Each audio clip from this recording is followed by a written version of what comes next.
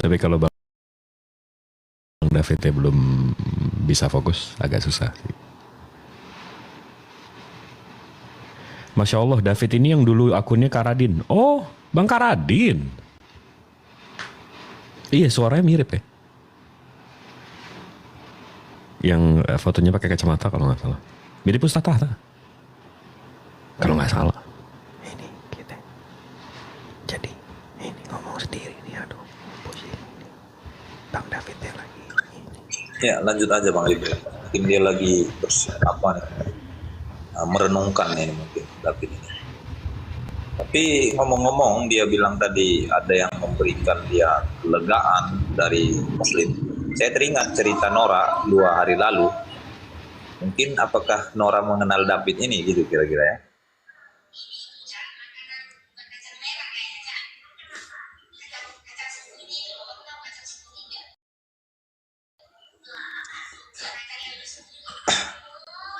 Nah, tapi dari Bang Jibril sendiri di mana posisinya Bang? Saya lagi di depan komputer, abangku lagi di. Enggak, tapi kalau inget-inget soal ini ya, soal kasih ya, soal kasih. Justru Rasulullah tuh ngajarin kita tuh soal kasih ya, soal apalagi sama musuh. Jadi diriwayatkan Rasulullah ini lagi perang, kalau nggak salah waktu itu bukan Badar, Uhud kalau nggak salah. Rasulullah pelipisnya tuh kena pukul dan darahnya tuh netes. Rasulullah terus ngelap pelipisnya ini. Dia terus ngelap pelipisnya pakai bajunya. Sampai sahabat itu bertanya, kenapa sih? Kenapa diiniin? Kenapa dilap terus ke baju? Jadi Rasulullah tuh ambil darahnya dilap ke baju, ambil darahnya lap ke baju, ambil darahnya lap ke baju. Begitu sahabat nanya, kenapa dilap terus ke baju? Kenapa dipeperin terus ke baju? Habis itu Rasulullah bilang, iya, karena aku mendengar bahwa Malaikat Jibril bilang kalau sampai darahku menetes di tanah di bumi ini, musuhnya akan di bumi hanguskan.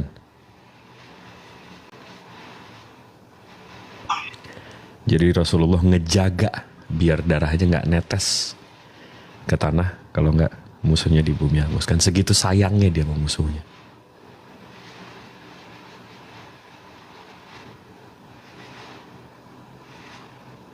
Dan ini notabene-nya yang perang ya, yang kita lagi benci-bencinya sama musuh kita.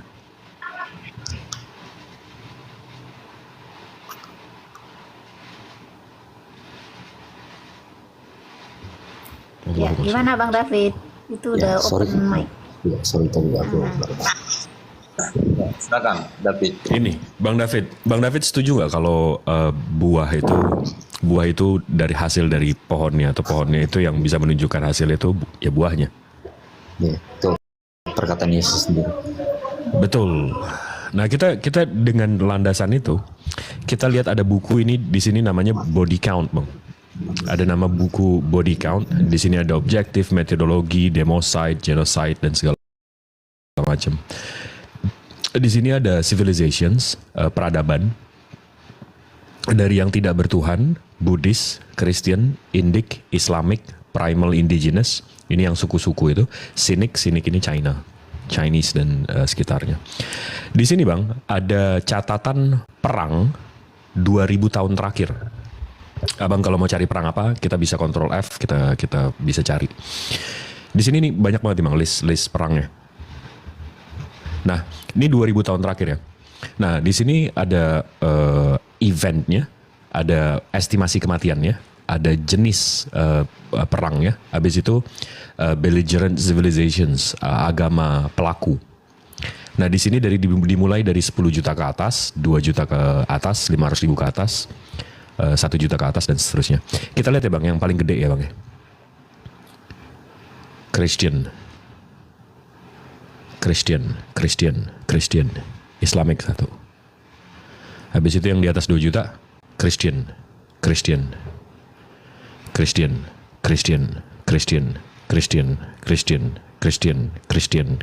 Islamic 1. Nah, jadi kalau kita scroll sampai ke bawah, ada summary-nya. Di sini death toll distributions world civilizations dari tahun 0 sampai tahun 2008. Ini yang digadang-gadang si paling kasih. Ini lebih parah daripada yang tidak bertuhan, Bang. Sementara yang dituduh, yang selalu dituduh penjahat ini apa segala macam, justru nomor 3 paling rendah, Bang. Ini buahnya nih, Bang, dari pohon ini, Bang. Wow. Nah, ini baru perang. Habis itu di sini ada genocide. Genocide ini kalau perang kan ngelawan ya. Kalau genocide ini nggak ngelawan, pembantaian. Di sini ada listnya juga, tapi kita langsung ke summary-nya juga, Bang. Death toll distributions world civilizations tahun 0 ke 2008. Yang digadang-gadang si paling kasih nih, Bang. Justru hampir 9 kalinya yang dituduh teroro. Yang dituduh teroro ini lebih baik daripada yang tidak bertuhan, Bang. Ini pohonnya nih, Bang. Dan ini buahnya.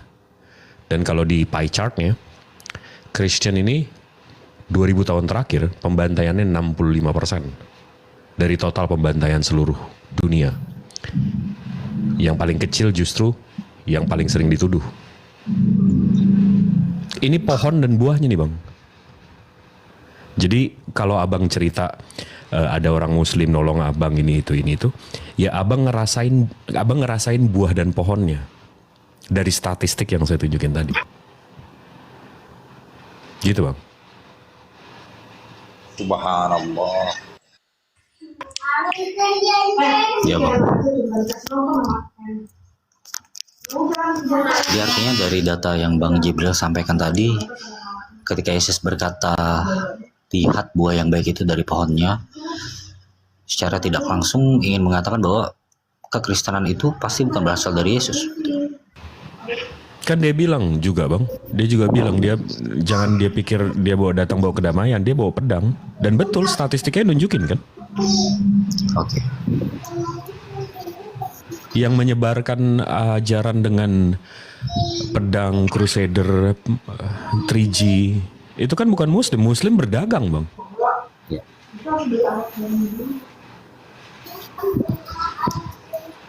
Jadi ya itu buah sama pohon tuh match. Dan ada satu poin yang selalu saya mau luruskan. Ini untuk abang. Ini kadang-kadang orang tuh jadi batu sandungan masuk Islam tuh karena fitnahan ini. Sejarah, Bang. Sejarah. Kalau abang tahu Second Temple itu tempat Yesus ibadah, Bang. Abang tahu nggak yang kalau di Bible abang disebut Bait El? Yang dia yang ada orang jualan di sekitarnya, habis itu diacak-acak. Abang ingat nggak? Abang tahu nggak ceritanya? Ya, tahu. Nah, ini kalau abang Google aja Second Temple, ini bentuknya seperti ini. Mereka mestinya punya kayak gini, Bang. Bait El namanya. Tapi karena ininya dihancurin oleh kaum Romawi di tahun 70-an, sekarang mereka berdoa kalau abang Google aja Yahudi berdoa, sekarang mereka berdoa di dinding ratapan. Karena dari Bait El ini ada satu dinding yang selamat. Habis itu mereka meratapi Bait El, mereka hancur. Ini jadi kiblat mereka dan mereka selalu berdoa di situ. Dan abang kalau buka Bible abang, ya memang ini kiblat mereka. Mereka sampai nangis-nangis di batu ini, dicium-cium. Sampai dicium-cium di batu. Karena dibersihin juga sih tiap hari sama. Tuh. Ini Bait El mereka. Mereka punya kiblat. Nah, abang tahu nggak kalau mereka sampai sekarang punya Bait El dan nggak dihancurin sama Roma?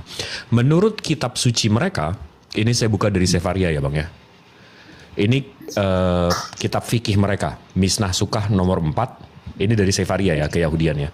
Nomor 5. Ini saya sekarang translate buat abang.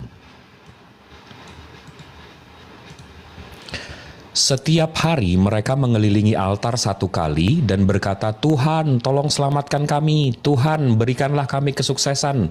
Merujuk kepada Mazmur 118:25. Rabi Yehuda berkata bahwa mereka akan berkata, Anifaho tolong selamatkan kami. Dan pada hari itu, hari ke-7 Sukkoh, mereka akan mengelilingi altar sebanyak 7 kali.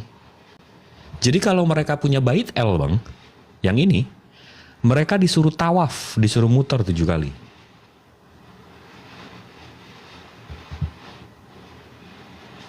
Jadi itu ajaran Samawi bang. Jadi Nabi Ibrahim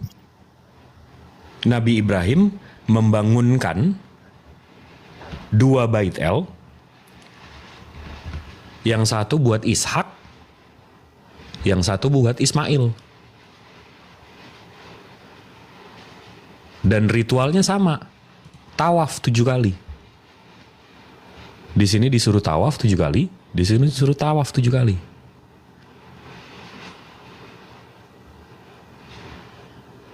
Ini agama Samawi nih bang, dua-duanya bang. Artinya yang paling pantas disebut agama Samawi itu Islam. Dua ini. Ya. Tiba-tiba ada satu yang ngaku Samawi tapi nggak punya kiblat, nggak disuruh tawaf.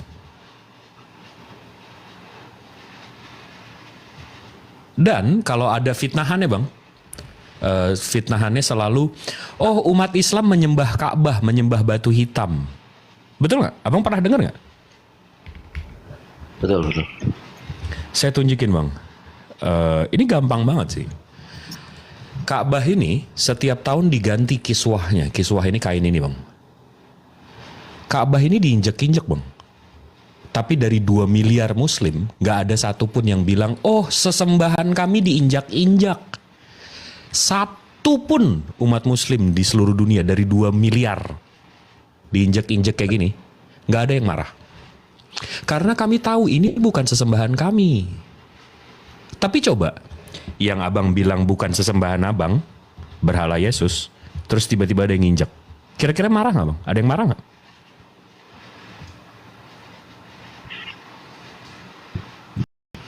Marah.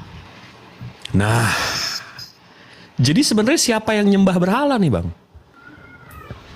Kami, Ka'bah kami diinjek-injek di ini, kami nggak ada masalah karena tanah suci, tanahnya yang disucikan Tuhan, bukan bangunannya.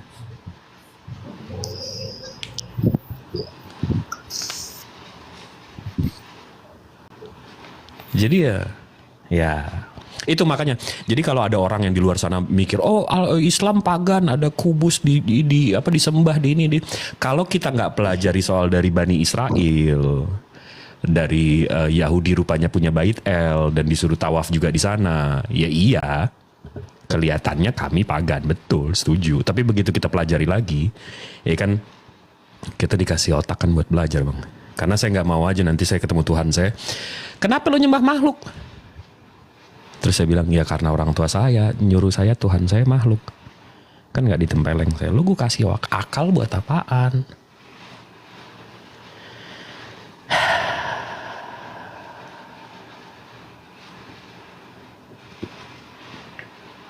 Maha benar Allah dengan segala firman. Maha benar Allah dengan segala firman-Nya.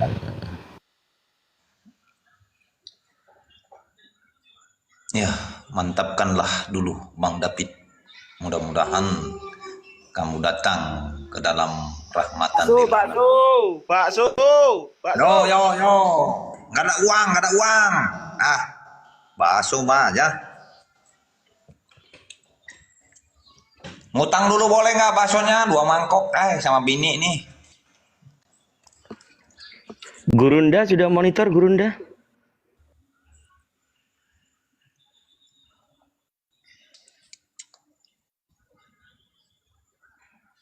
Iya Dia deh. guru lagi pergi. Iya monitor deh.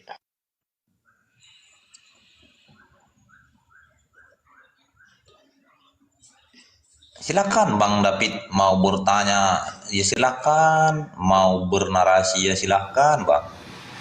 Iya, serang bang.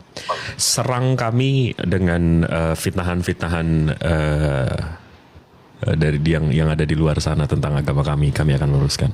Itu tugas kami di sini.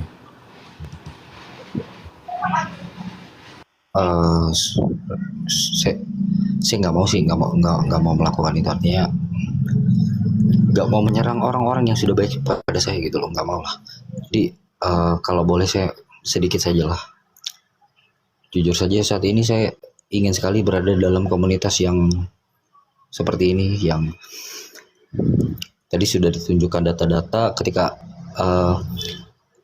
ajaran ini dalam tindakannya menyentuh hati saya, terus menyentuh juga akal saya dengan data-data yang ditampilkan. Artinya data-data itu kan nggak bisa dibohongi. Dan ya saya jadi punya sudut pandang yang berbeda tentang Islam dan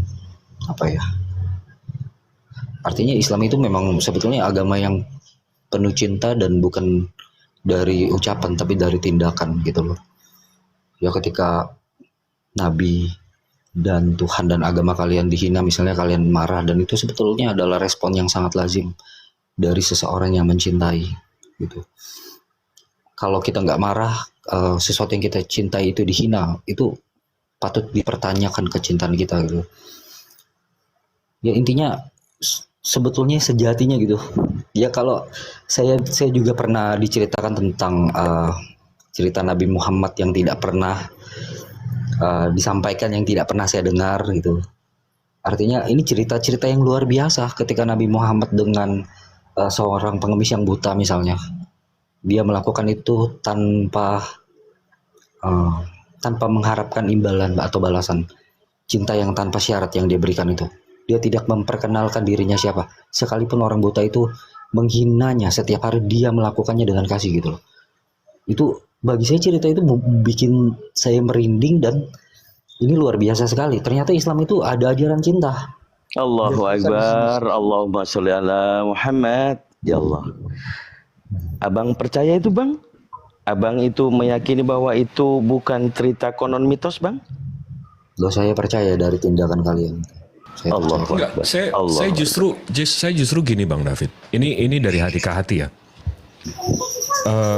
Saya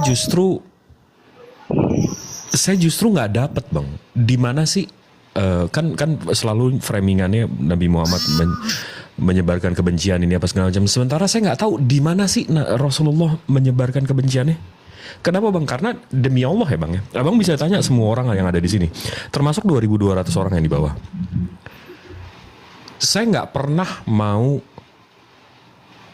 ribut-ribut pakai kata-kata kasar, kata-kata ini. Tahu nggak kenapa Bang? Karena saya selalu berpikir kalau tiba-tiba Rasulullah melihat saya di sini, mendengar saya omong nyaci maki Abang, kira-kira Rasulullah tuh ngelihat saya bangga atau nggak suka ya?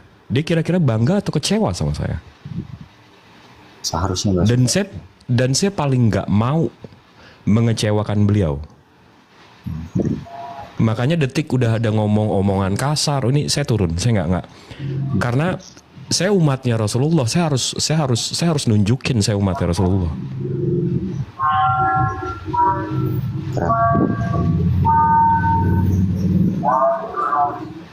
Jadi makanya kadang-kadang kalau ada room muslim yang tiba-tiba kalimatnya kalimat kasar, saya langsung komennya di bawah, ya Allah umat Rasulullah. Saya ngingetin kita umat Rasulullah loh. Di mana sih di hadis di Al-Quran ngajarin Rasulullah pernah maki-maki orang kayak gitu? Nggak pernah loh. Naikin suara aja nggak pernah loh.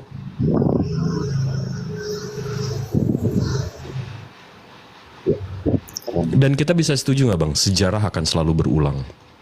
History will repeat itself. Sejarah akan selalu berulang. Yes. Nah, jadi fungsi Al-Quran, saya selalu bertanya dari kecil, dari zaman SD. Kenapa sih di Al-Quran tuh nyeritain cerita-cerita nabi-nabi sebelumnya? Kenapa sih, apa fungsinya sih? Tapi begitu gede Bang, saya sadar. History will repeat itself. Sejarah akan selalu berulang. Kita akan dihantam sejarah kalau kita nggak belajar sejarah. Jadi dinarasikan Nabi Nuh waktu itu dapat firman dari Tuhan pencipta langit bumi beserta isinya untuk membangun bahtera, untuk membuat bahtera. Habis itu begitu dikasih tahu sama umatnya, ya umatku ini kita disuruh bikin bahtera, aku dapat firman dari Tuhan yang nggak kelihatan, dari malaikatnya, dari ini. Jawaban kaum pagan itu apa? Penyembah berhala itu apa? Jawaban mereka, mana Allahmu? Allahmu tidak maha kuasa, apa kuasanya? Turun, nggak bisa turun. nggak bisa kami lihat.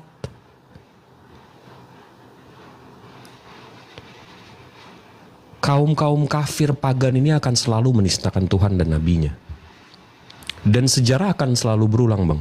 Abang scroll TikTok sekarang, hari ini. Abang scroll TikTok live. Abang lihat siapa yang ngomong kayak gitu.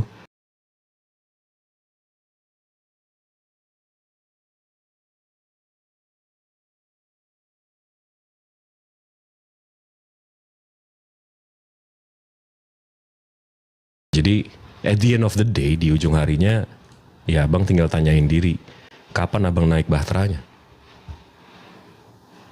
Ya nggak sih? Ya betul. Ya, Apa sih yang mengganjal Bang David? Kayaknya tadi saya menyimak, sebenarnya saya ingin di komunitas ini ada di dalamnya. Tapi ini saya jadi bingung, apa sih yang mengganjal, Bang?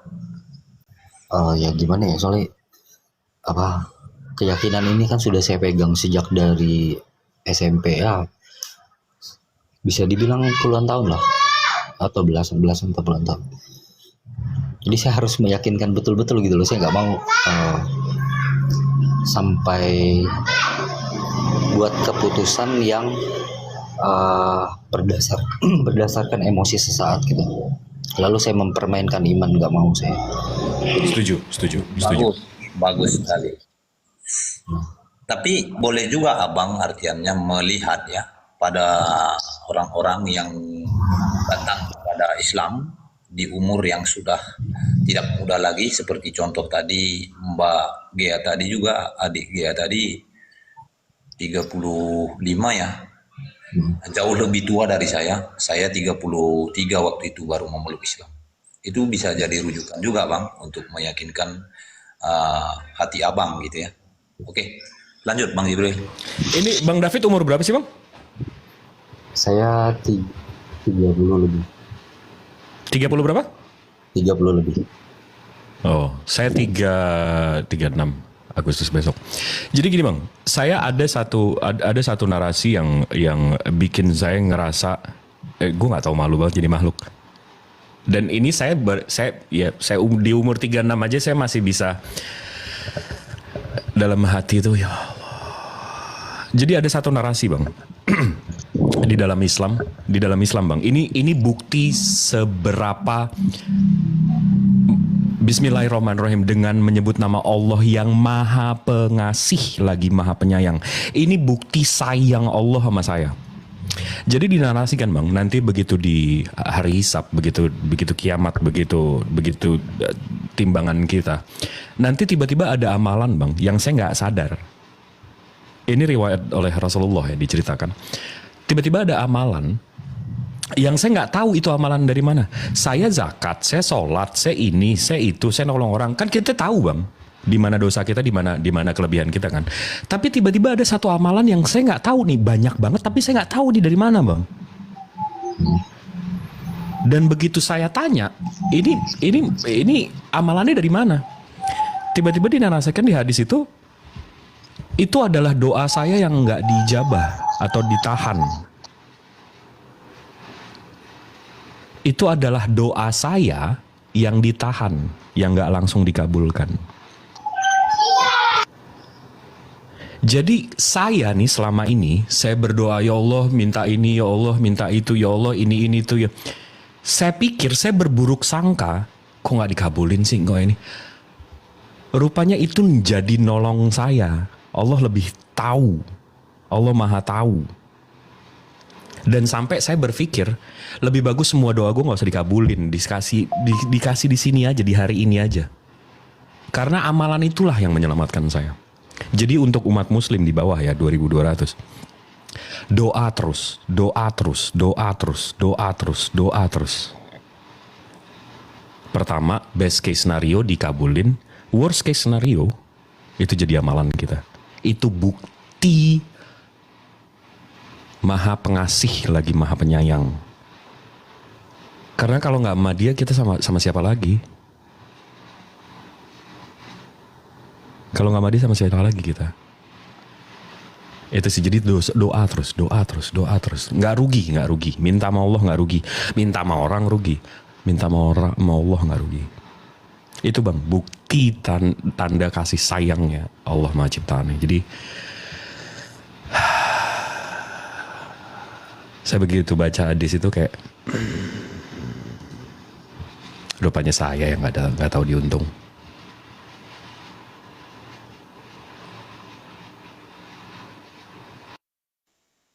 Tapi saya sedikit tadi Bang Jibril, saya agak tersentuh dengan ucapan Abang, bahwasanya Abang tidak mau masuk ke dalam lingkup yang mau mencaci maki gitu ya. Nah, jadi saya punya komitmen dengan Rosipa di atas Komal ini, jangan sampai ada penghujatan.